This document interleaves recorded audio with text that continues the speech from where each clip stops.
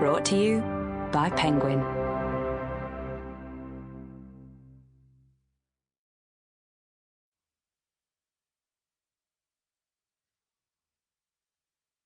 The War of the Worlds by H.G. Wells. Read by David Harewood. If you're coming to this Penguin Classic for the first time, then we'd recommend that you skip the introduction for now and return to it later, as it contains details of the plot. Please skip forward to Chapter 1 now, if you'd rather not listen to the introduction yet. Introduction. In the middle of the 17th century, the Dutch son of a basket maker made an alarming discovery. His name was Antony van Leeuwenhoek. He ground his own lenses and constructed a microscope. Whereas Galileo had been studying the stars and Isaac Newton was measuring the moon's orbit, van Leeuwenhoek looked in the opposite direction, into the very small. Observing a drop of water from a lake, he found it full of living things, of animalcules.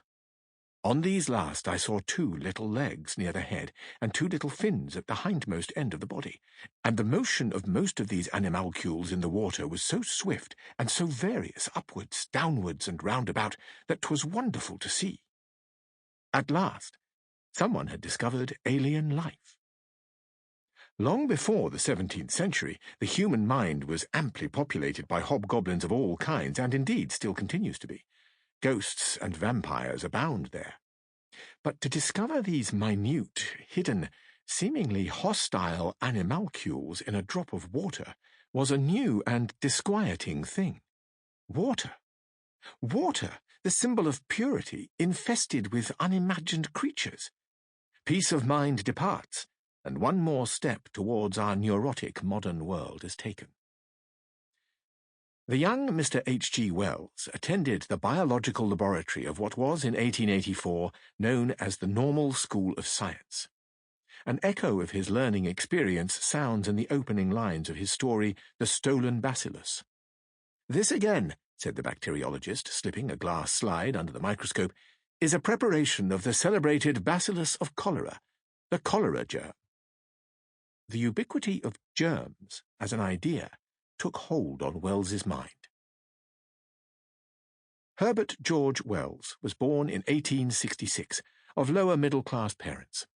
The parents ran a china shop in Bromley in Kent. At the age of 7, young Bertie broke his leg and was laid up for weeks. Sympathy and books came his way.